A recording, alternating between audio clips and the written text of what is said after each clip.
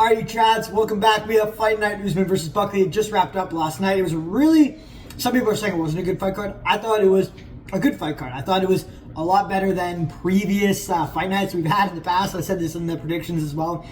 The previous fight nights sucked. The upcoming fight nights, they're worthy of being a fight night at least, which is good. Which is really good. Because honestly, I was about to switch over and watch ONE FC fully instead of watching UFC fight nights, because they kind of... Also, I stayed up till 1:30 to watch this fight card, and it was good, don't get me wrong, but to stay up till 1:30 to watch this shit, I don't know, man. I don't know. Anyways, we're going to go through all the fights. I'm going to break them down, give you guys my thoughts on each and every fight. We will start off with the main card. No, we're going to start from the bottom. Sorry, guys.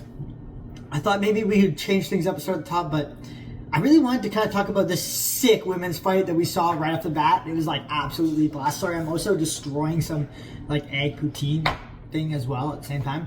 I was actually lazy. I didn't go to sparring today, and I just decided to eat food. It is what it is. It is what it is. So we have Jamie Lynn Horth from Canada, obviously training out of Squamish, BC. I've actually trained at the gym a couple times. It's a really small gym. I know she trains in Vancouver as well at some of the bigger gyms, but she looked really good in this fight.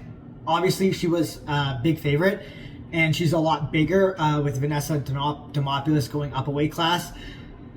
But, bro, oh my god, I got some words about Vanessa Demopoulos. First of all, she's like a 5 in this picture, and in the cage, she's like a 2. That was my first thing I wanted to say. But Jamie Lynn Horth is just 25 million, even without the height advantage, she was 25 million times a better fighter than Vanessa Demopoulos. Technique-wise, Vanessa has none. Actually has none. Jamie Lynn was doing a really good job of switching stances, mixing up the strikes, adding in kicks, adding in front kicks, body kicks. Just really good stance switches and nice shots down the pipe, switching up with leg kicks. She just literally... It was just when you spar, the person that's been at the gym for 2 months, and they don't know anything except for how to bum rush you and throw a bomb, and you can just sit there at range and pick them apart with literally any kind of strike you want and keep them guessing. That was what we watched in this fight. And oh my god, at the end of the fight, after Jamie Lynn Horth literally beat the shit out of Vanessa Demopoulos for 15 minutes, Vanessa Demopoulos is walking around with her hands up yeah, do you see that?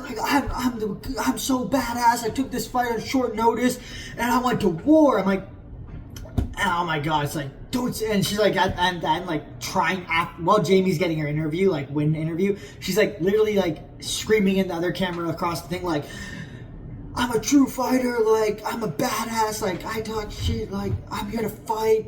It's no, you aren't here to fight. You literally just showed up and got your ass kicked for 15 minutes. It wasn't even a fucking fight. Jamie Lynn literally just beat your ass for 15. You showed up, made 20 grand, which is, respectable, but you got your ass kicked for...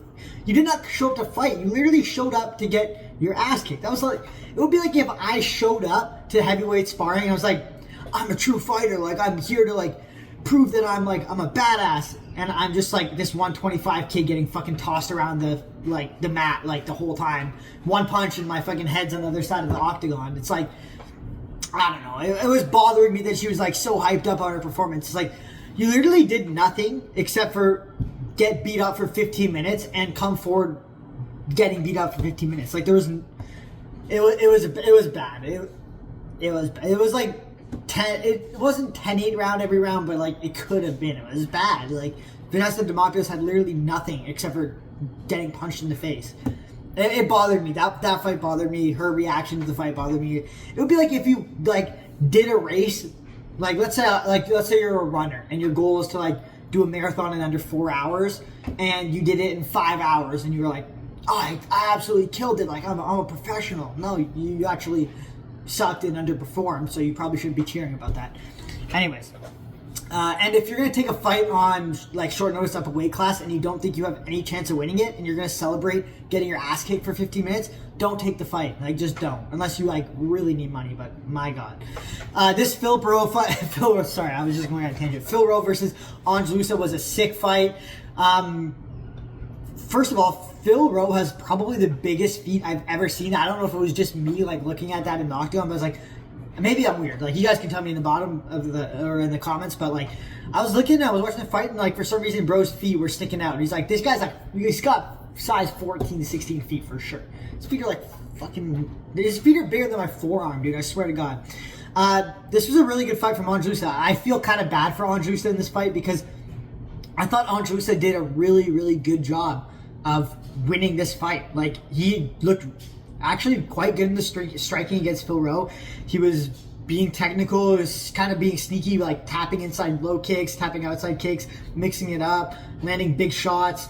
When Phil Rowe tried to close the distance, he was there to stand his ground and throw bombs at him. He was trying to mix in takedowns. I thought Ondrusa did a really good job of this fight, and he kind of got a little bit unlucky at the end when his mouth guard came out, and he, like, you know, you get his mouth guard got knocked out, and I think he was trying to, like, get the refs, like, he was kind of like not trying to make a deal out of it, but also trying to, like, you know, wanting to, like, you know, stop and get his mouth guard, and he just kept getting hit with shots, and he eventually got finished in the third round. It was a great comeback from Phil Rowe. He needed to win that third round, and he had a great TKO performance.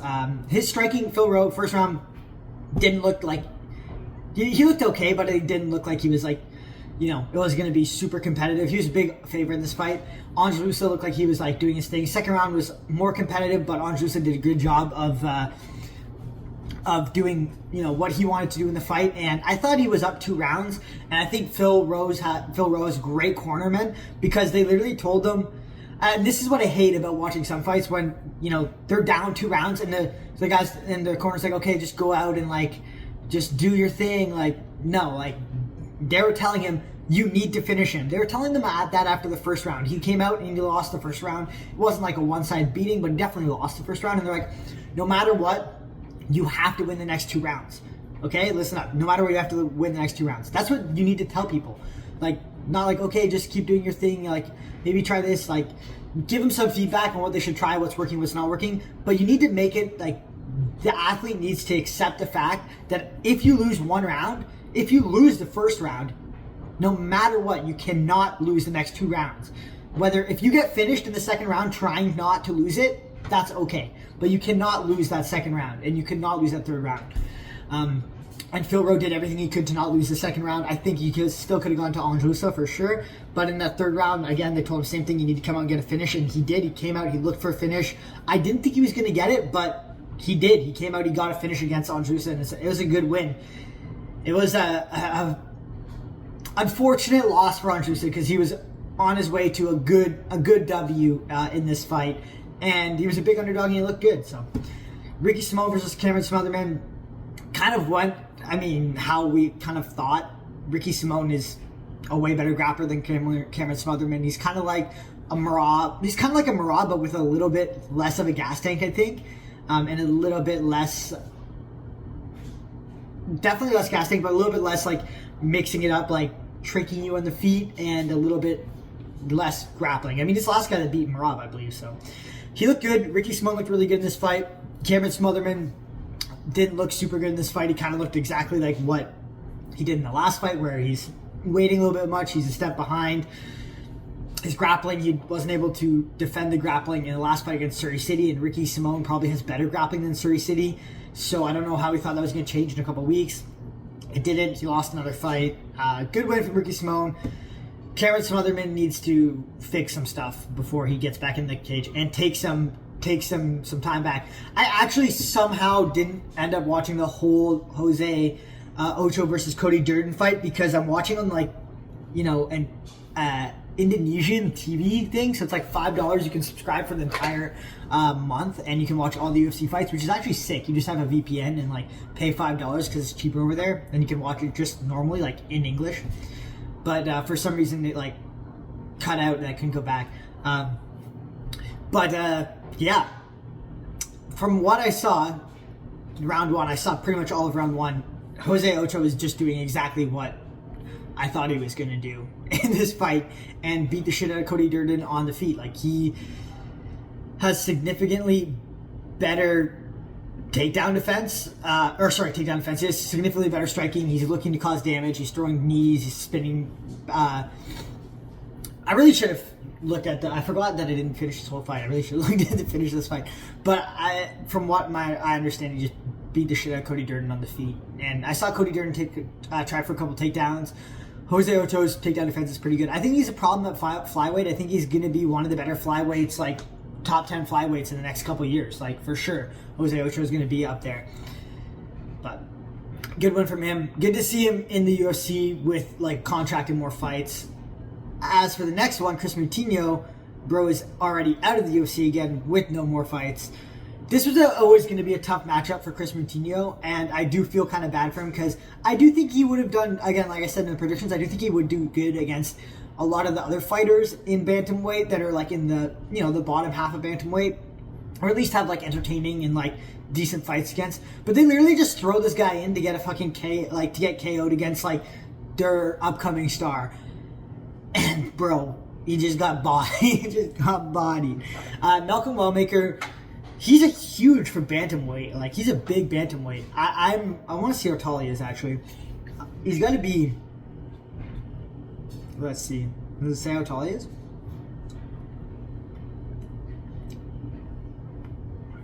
Does not say how tall he is. Okay, whatever.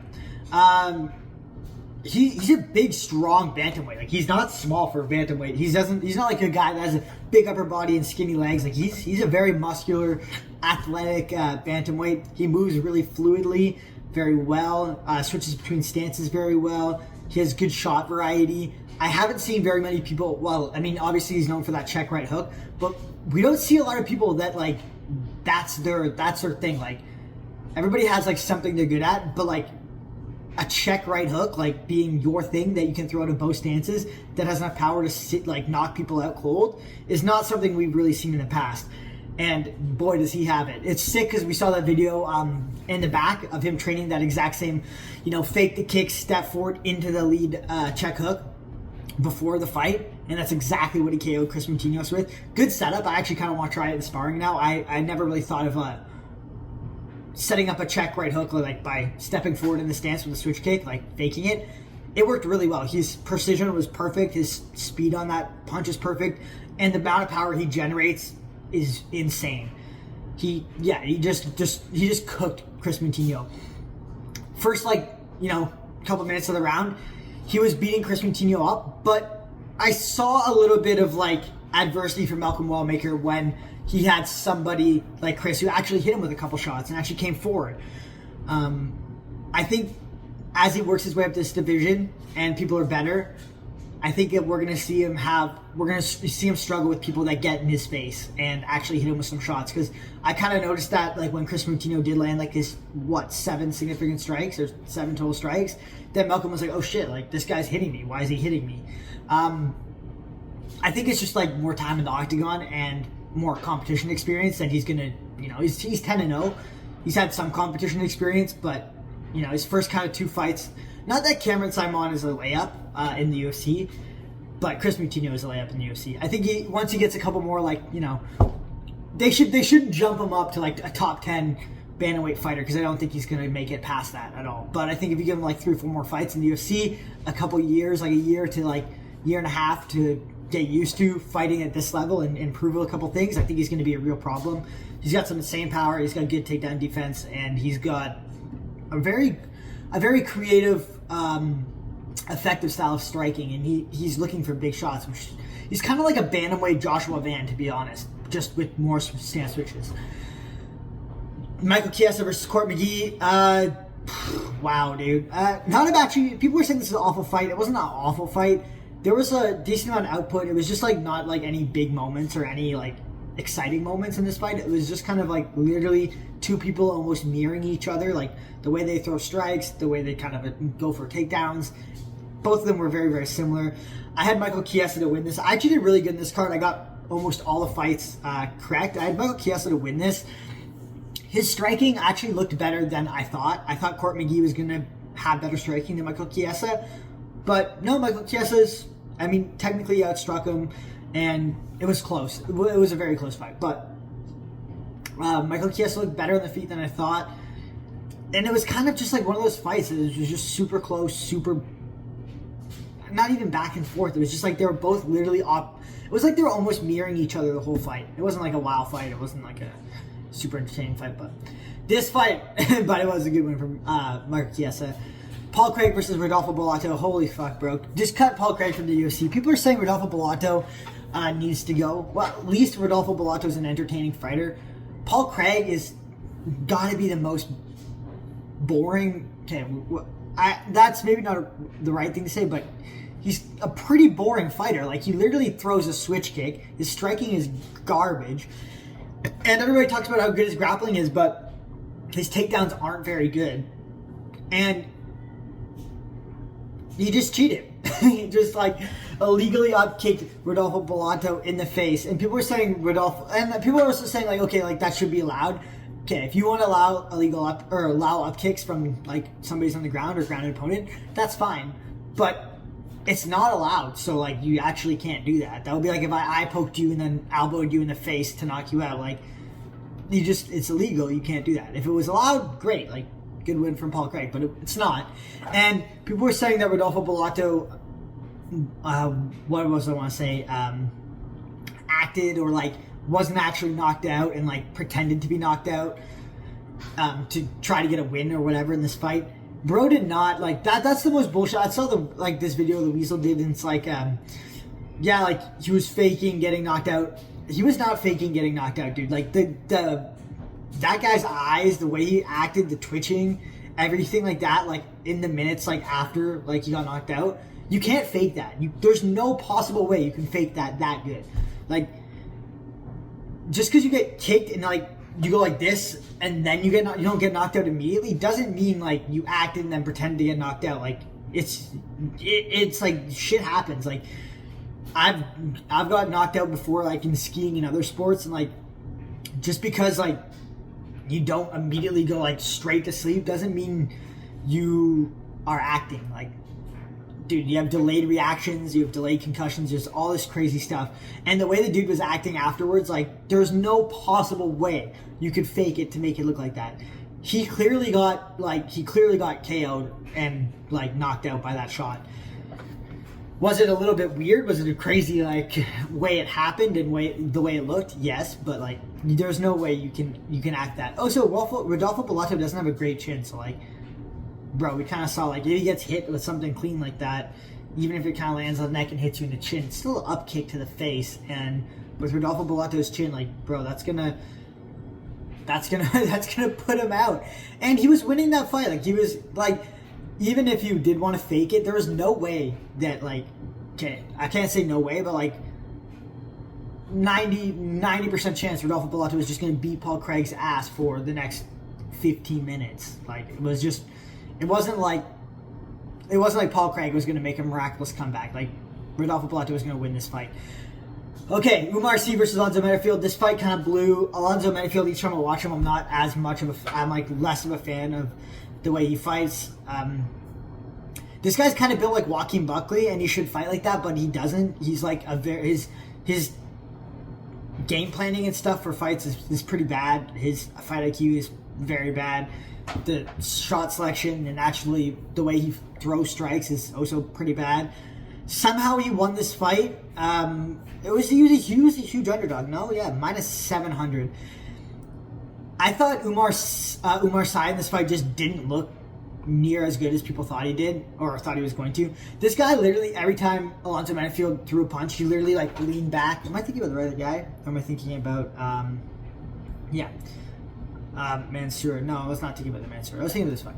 Yeah, every time Alonzo Menifield, like, threw a punch, Umar Sy literally did the most unathletic, awkward lean back, try to get out of range, like 5, like, tripping back steps out of the way. Like, the dude needs to really work on backing up, like, without tripping over his own feet. It just looked like he was having a really hard time, like, staying out of range. Like, whenever he wanted to step back, he would, like, almost trip and fall on his ass. And it was just like him leaning with his head back and, like, trying to, like, awkwardly get out of the way. It was not a very good performance by Umar Sy. I think the output was too low. I think he didn't really... It was just not a really good performance. He didn't look...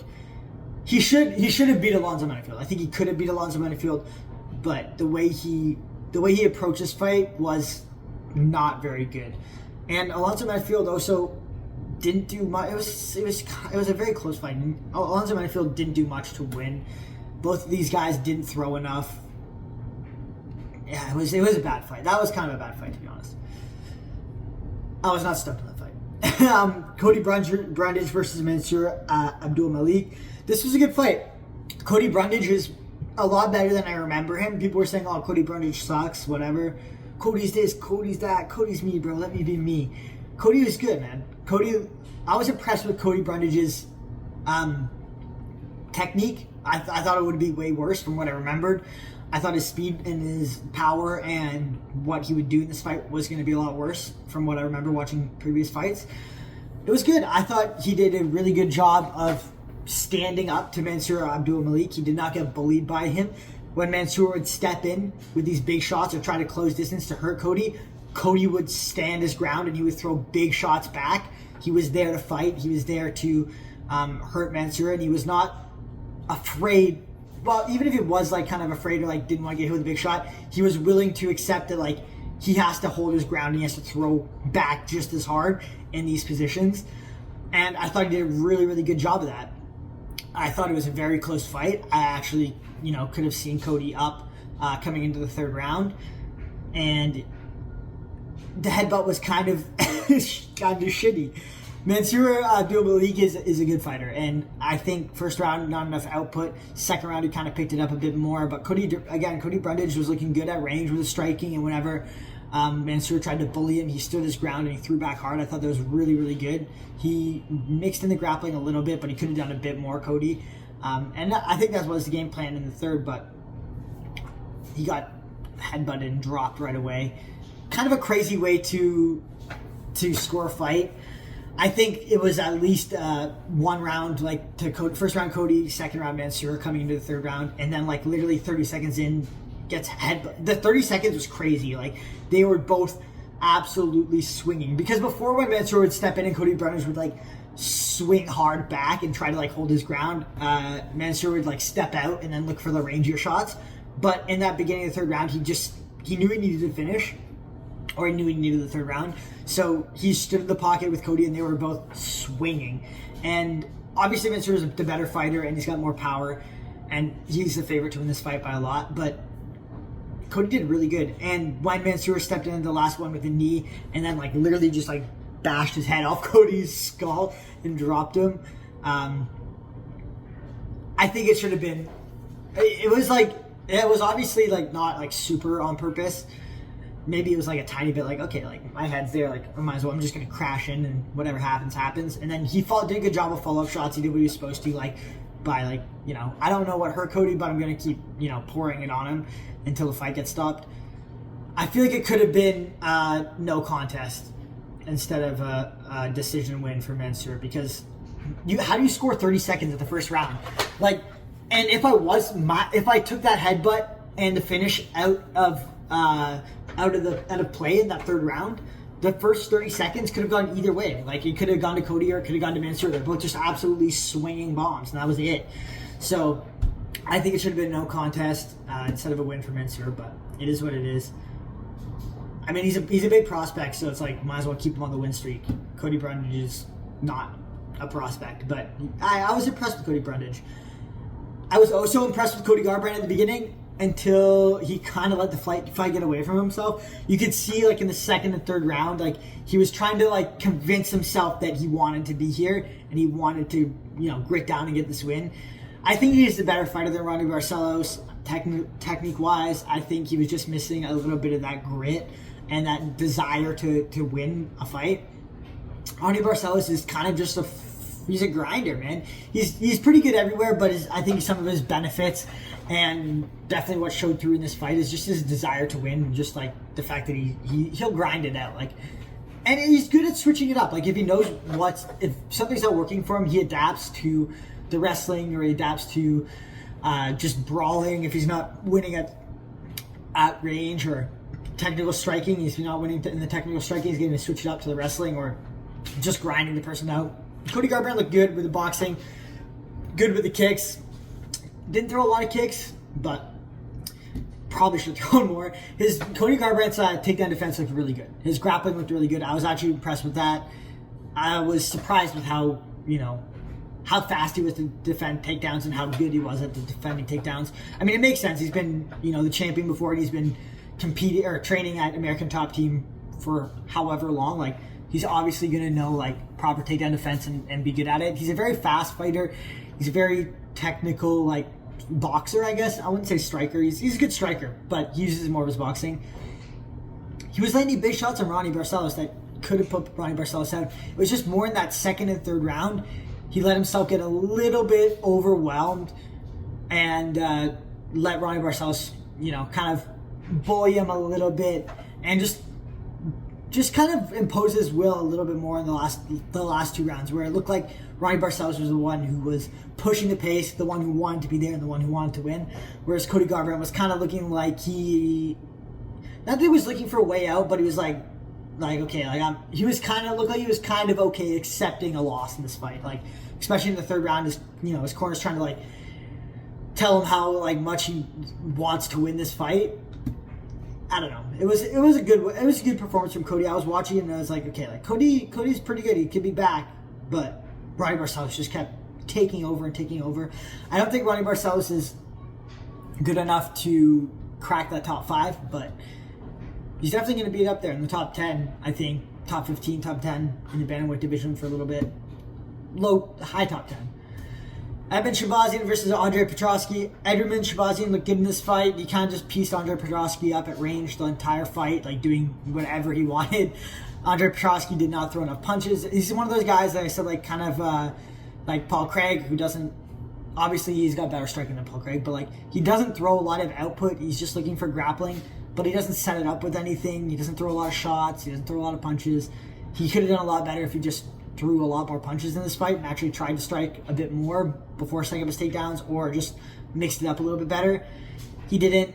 Edmund Shabazian looked good at range, good shot selection, just using long techniques the whole time. Edmund Shabazian kind of just had a game plan that worked the first two rounds or first round, and then just did a smart play and just kept it going through the second and the third round to win the fight. It was a smart, calculated win from Edmund Shabazian. It wasn't like a wow performance, and it wasn't like a performance like, oh, you're going to do good against the higher level of the middleweight division. I think he's going to get cooked by a lot of the higher level middleweights. Andre Petrosky's not there. He's not a high level middleweight. Edmund Shabazian, I remember when I first watched this fight, I was like, this guy could do good against some of the better guys, but I really don't think so. I think he can hang and he can have entertaining fights with some of the guys in the top 10, but he's not going to get wins up there, in my opinion. But yeah, he had a good jab in this fight. That was about it. Rose Namajunas looked like she was carrying around a little egg poutine baby in this fight. She's a little you can see she's got a little bit of a front gut here at 125, but she looked good. I forget how technical and how good Rose's striking is every time until I see her. Her striking and her technique, her footwork, and her speed is really good. She doesn't have an insane amount of sting in her shots, but she's fast enough and she's precise enough where she hurts people with some shots for sure. She hurt Miranda Maverick with a nice lead hook. It was a good fight from Rose. She's a very, very well-rounded, calculated, good fighter. She's good in the ground. She's good in the striking. She was definitely a little bit better than Miranda Maverick in the striking. She's definitely a little bit, I wouldn't say better than Miranda. I would say she's more technical than Miranda in the grappling. Miranda was definitely a little bit more physical and more stronger in the grappling, where she had her I wouldn't say advantage, but she did kind of have advantage in the grappling a little bit. She almost got the head and arm choke, I believe, in the second round. But yeah, it was a close fight. It was a really close fight. Rose did enough. There were some 30-27 cards. I don't know if I would give every round to Rose. There were some close rounds. Miranda Maverick had some good moments in this fight. Although, to be fair, at some point I was kind of tuning out of this fight because, what kind of fight it is. But no, it was a good fight. It was very skilled. I'm impressed with Rose's technique every time I see it, but I just think that she's not gonna beat somebody like Valentina. She just doesn't have the physicality for it at this weight class. Valentina is just as good as her in the striking,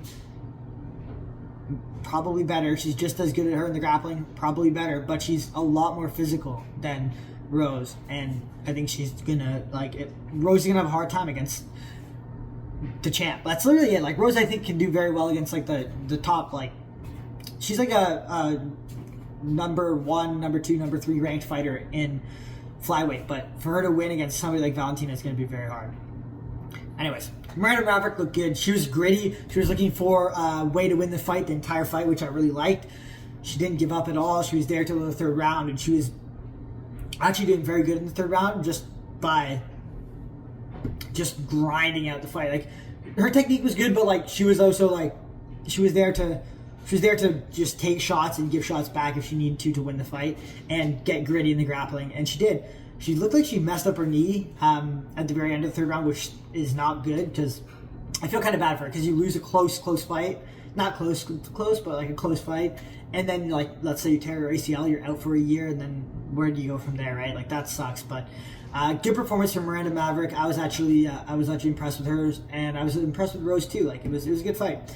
Kamaru Usman versus Joaquin Buckley. Guys, I told you the predictions. Usman's back. Title run begins now. Bet some of you guys didn't see that coming. I didn't see this fight coming the way it did. I did not think Kamaru Usman was going to be able to grapple, fucking hold down Buckley that easily, but he did in the first 3 rounds. Just in the first 3 rounds. But yeah, he at range striking, obviously Joaquin Buckley, I think, was doing better. Kamaru Usman, again, he's more jabs and 1-2s, and that's kind of like his thing.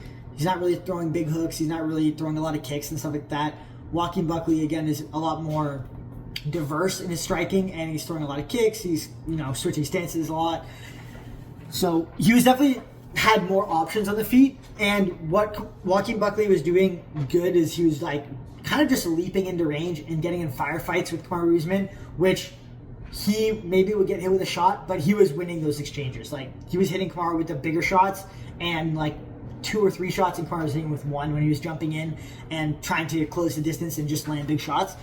So he did a good job of that in the first couple rounds, but literally once Kamaru Usman grabbed a hold of him, he was able to take him down, especially on the double legs, even on some of the single legs, but on the double legs he was able to take him down. And once he got him down, he literally just used all upper body and just held Joaquin Buckley on the ground and just kept busy grinding his Malteser head against Buckley's face and just throwing punches at him.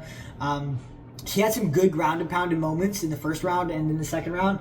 Nothing crazy, but there were some moments where he's landing some big shots from the top. But for the most part, it was just Kamaru Usman like slightly losing in the stand-up in the first couple rounds, and then he would get a takedown with like 3 minutes of the round left, and he would just hold Joaquin Buckley there and just damage him, just ground and pound him on the ground and just dominate. It was a very, very impressive, dominant performance from Kamaru Usman. He looked really, really good. I think Joaquin Buckley's corner did a great job of, again, like telling him kind of the same as the other corner we were talking about earlier, where they're like, okay, you need to get this round, you need to win this round, you need to, go out there and get a finish. They did a very good job of telling him he needs to get a finish in the 5th round, he needs to go win the 3rd round, he needs to go win the 4th round. And you could see how quickly Joaquin Buckley improved throughout this fight. Like, this guy, he's very athletically gifted, but he also learns very, very quick when it comes to fighting. Like, he picks up how fast he's progressed in the sport is impressive. Like, he picks up things quickly and he understands things quickly, like in terms of just naturally understanding the sport and like how things work. Like, he was doing an amazing job of defending Kamaru Usman's takedowns, same takedowns that were dominating in the first like half the fight in the 4th and the 5th round. Partly, I think it was because Kamaru Usman was getting more tired as well, so his takedowns weren't as explosive and as strong as they were in the first couple rounds. Whereas Joaquin Buckley, I think, first of all, Joaquin Buckley, like, his cardio is really good. Like, this is a 5-round grinder kind of like fight where, like, if you're gonna get tired in any 5-round fight, this is the 5-round fight you're gonna get tired in. Joaquin Buckley, like, yeah, he looked tired, but I think his cardio was holding up better than Kamaru Usman's in this fight. And I think that's part of the reason why he was able to defend the takedowns a little bit better. Obviously, he was more bladed in his stance, like his coach told him, and leaving more options just for single legs instead of double legs, but he did a really, really good job of defending the takedowns.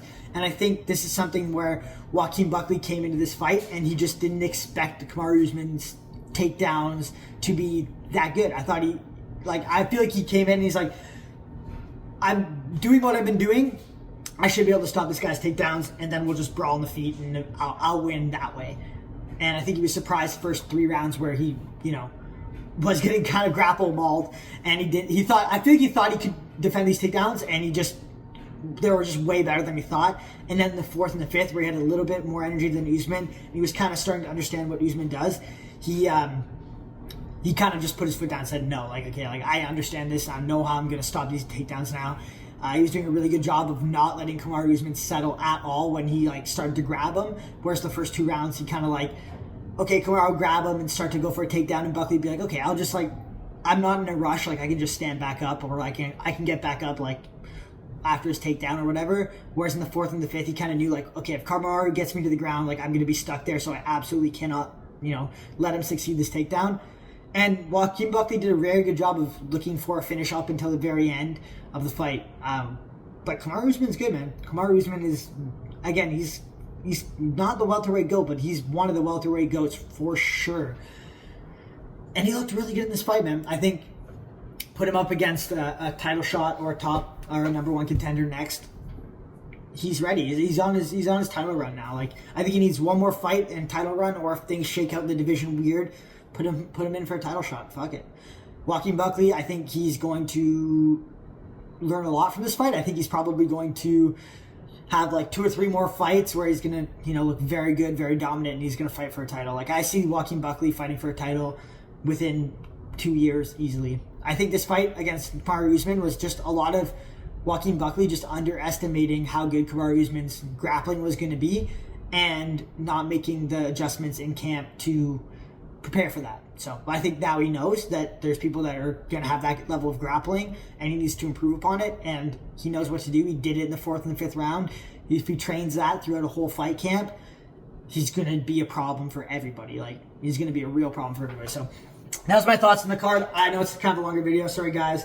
But I started rambling, so it is what it is. I hope you guys enjoyed this video. If you haven't already, like and subscribe to the channel. We are almost at 100 subs on the MMA channel, which is crazy, and I appreciate all your guys' support. If there's any kind of videos or anything like that you want me to make in the future, let me know. I'm totally open to it. For the most part, we'll be doing card predictions and card breakdowns or recaps after the fights, and if there's some breaking news, I'll jump in there, do that stuff. We did obviously the Joshua Van, last minute fight. That video is doing great, which I'm super stoked on, so thanks for all the support on that. And I also like to do some of the ONE FC fight cards, because some of the ONE FC fights, guys, if you aren't paying attention to them, they're very, very good high level. If you watch a ONE FC Friday fight night, every fight, literally from every kickboxing, Muay Thai fight, and some of the MMA fights, most part, a lot of the MMA fights, from the very first fight of the night all the way to the end of the fight, are just absolute fucking bangers. They're wars,